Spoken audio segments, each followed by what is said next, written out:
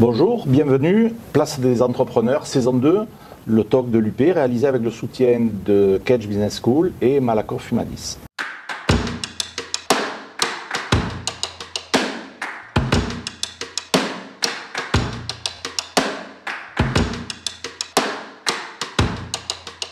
Toutes les semaines, nous accueillons 4 chefs d'entreprise pour échanger sur les perspectives de sortie de crise. Je suis très content de vous accueillir. Moi, je suis Philippe Pelfort.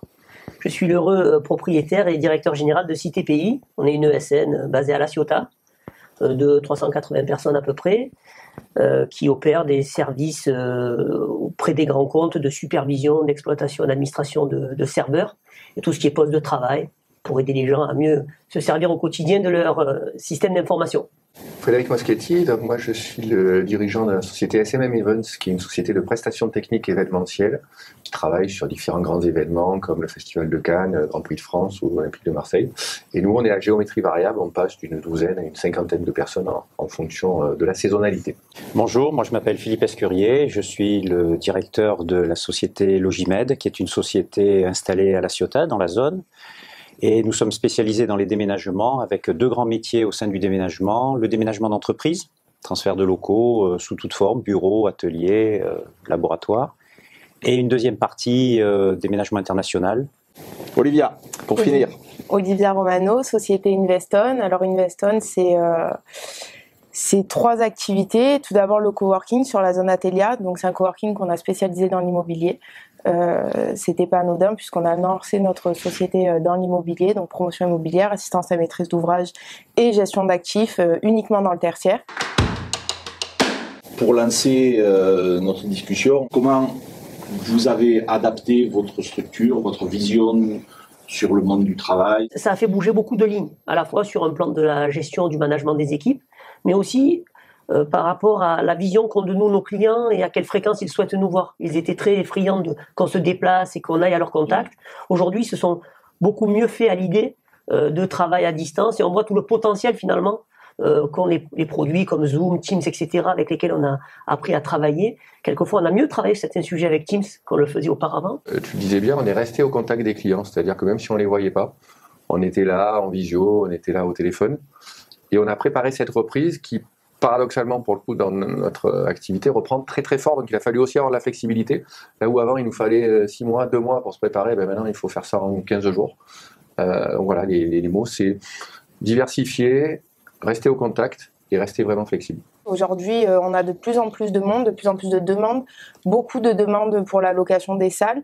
Finalement, on se rend compte que les gens rendent un petit peu une partie de leur bureau, ils prennent moins de surface et puis après ils vont chercher des salles de réunion quand ils en ont besoin, des espaces pour des événements quand ils en ont besoin. Donc on a cette demande qui grossit. On a changé nos méthodes de travail aussi, tout le monde a parlé de la visio.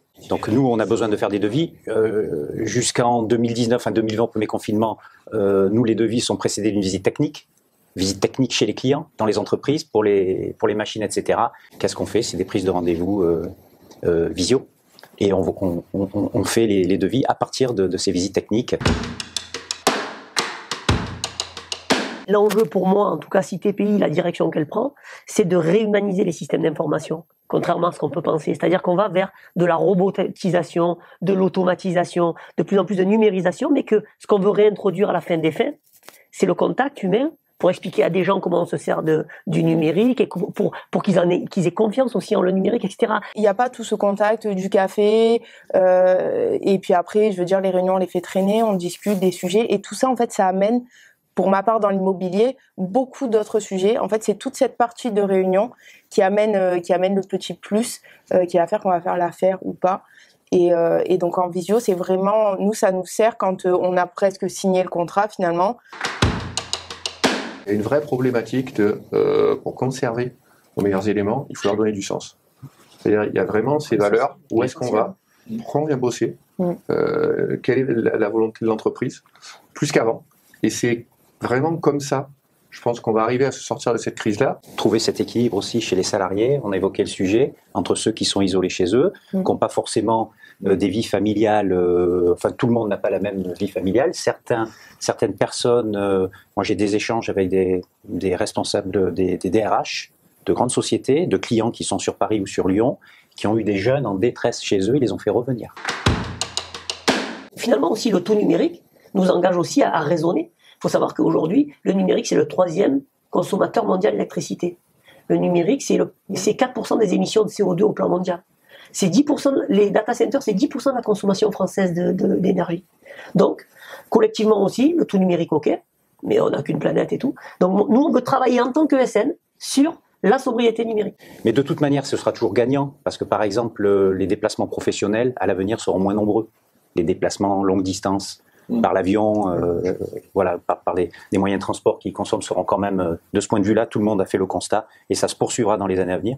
Donc de ce point de vue-là, le numérique de sobriété, comme tu appelles, est une bonne solution. Merci à tous pour vos témoignages. Merci pour l'invitation. Mais c'était un plaisir et bravo à l'UPE13 et à ses partenaires d'organiser ce genre de réflexion. Merci. Merci.